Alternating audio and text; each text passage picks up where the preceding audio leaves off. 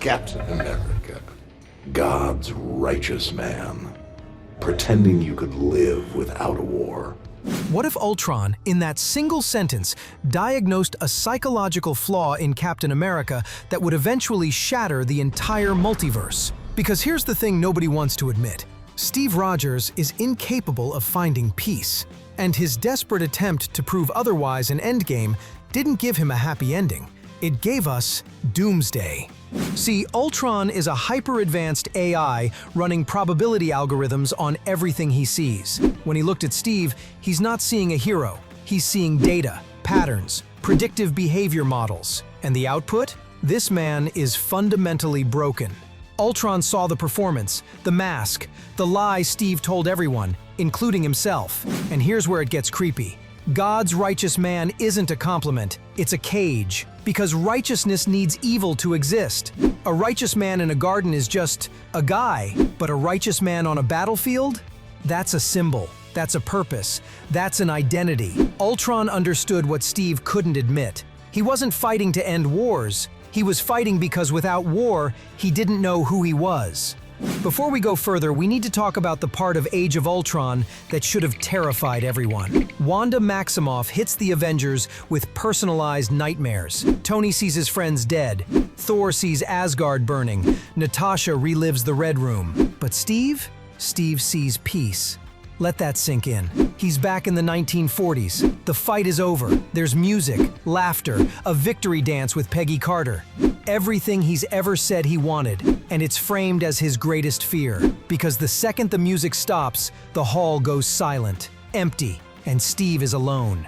That's not a dream, that's a diagnosis. Steve Rogers is terrified of winning. Not because he's bloodthirsty, but because victory means obsolescence.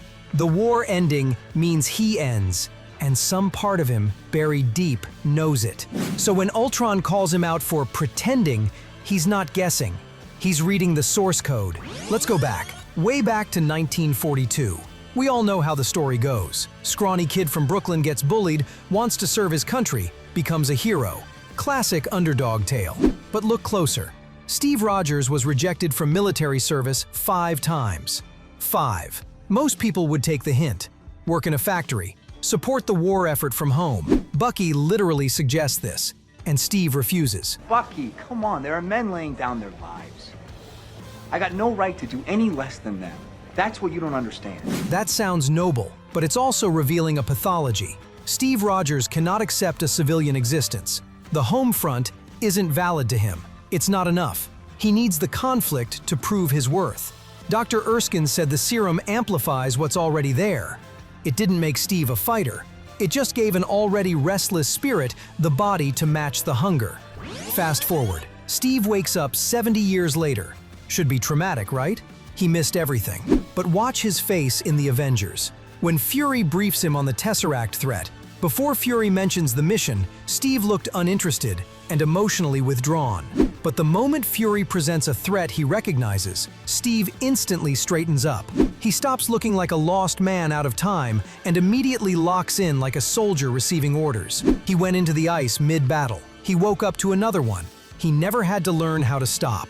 He skipped the hardest part of being a soldier, the part where you're not one anymore.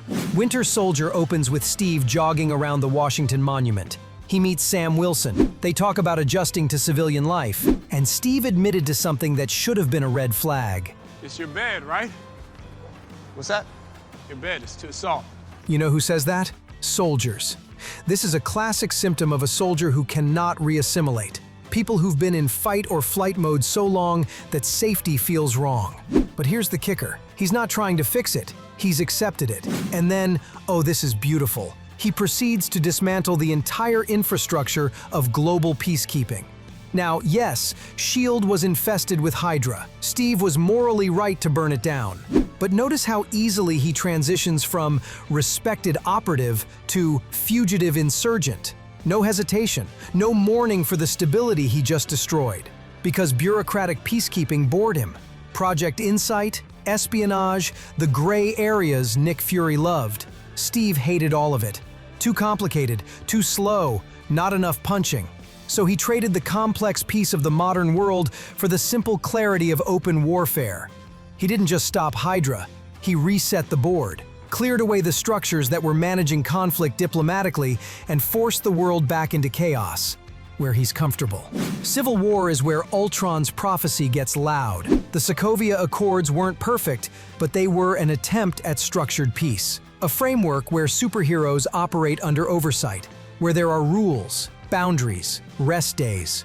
Tony Stark signed because he understood what unchecked power leads to. He'd seen it, he'd been it. Steve refused. And his reason? We may not be perfect, but the safest hands are still our own. Listen to that again. That's not humility, that's messianic arrogance. That's God's righteous man deciding he's the only one who gets to decide what's right. See, I understand. Steve's got reasons baked in from experience. Hydra's betrayal made him cautious on government oversight. But crucially, Steve admits the truth to Tony Stark twice, even if he doesn't realize it. First, in his final letter, Steve addresses the fact that he hid the truth about Tony's parents. I guess I thought by not telling you about your parents, I was sparing you, but I can see now that I was really sparing myself.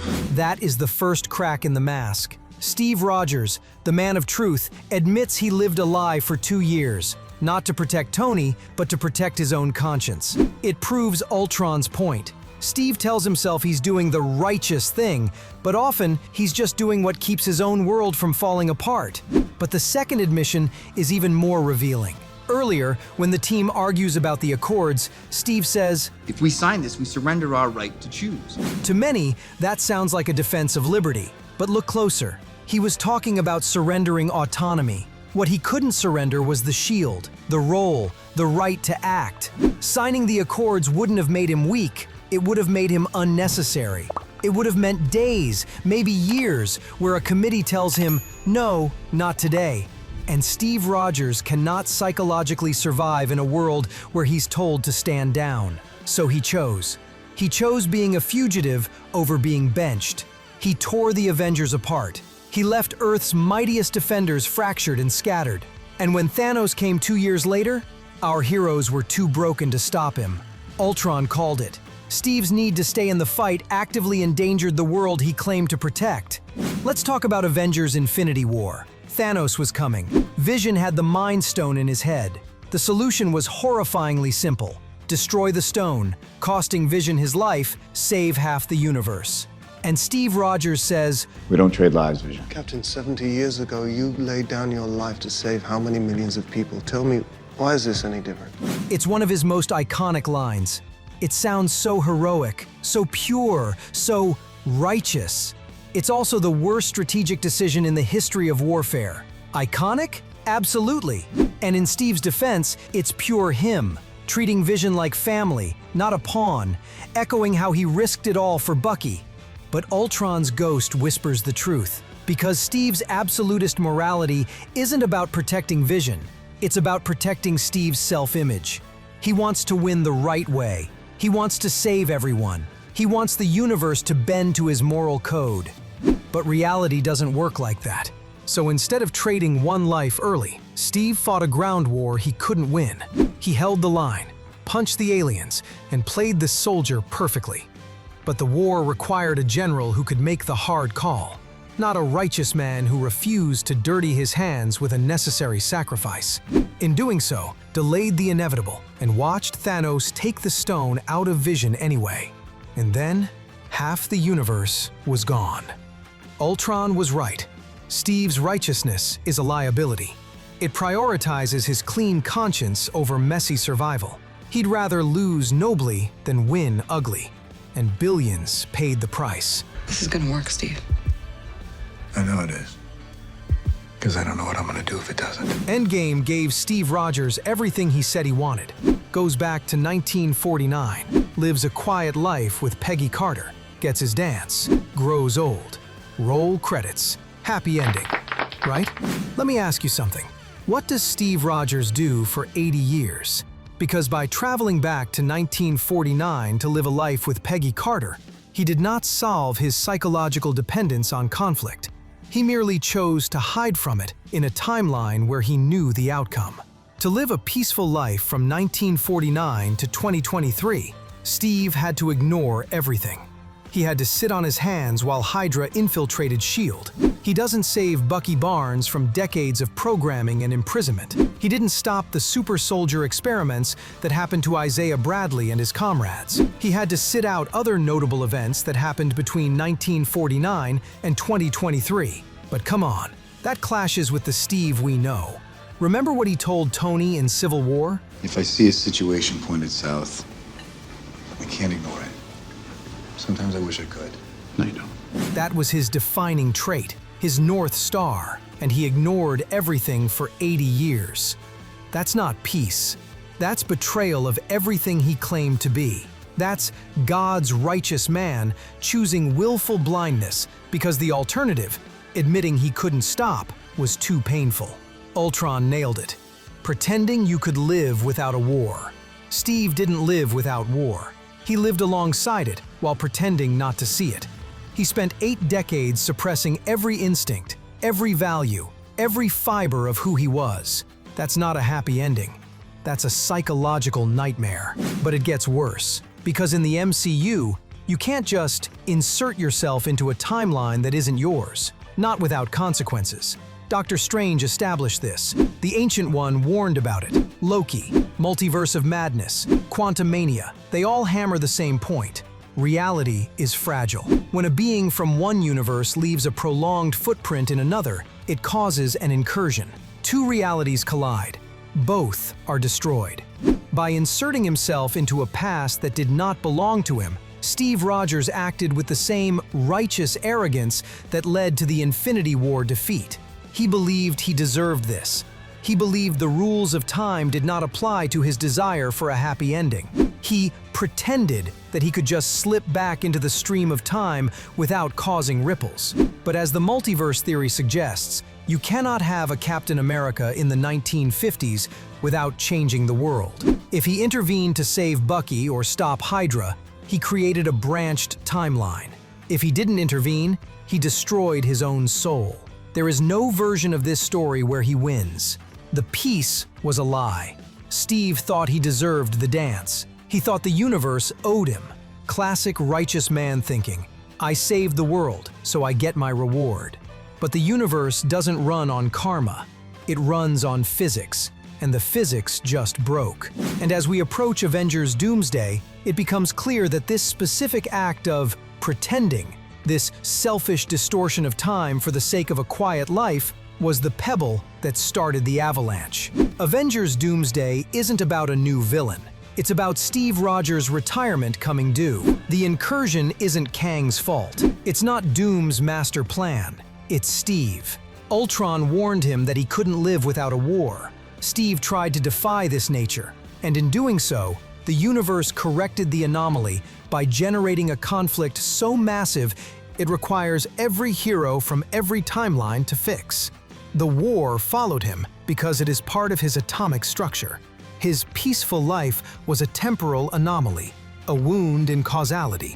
And now it's spread through the multiverse. Ultron's prophecy is complete. Steve didn't escape the war, he caused the next one. The biggest one, probably the final one. And now he's being dragged back to put on that suit.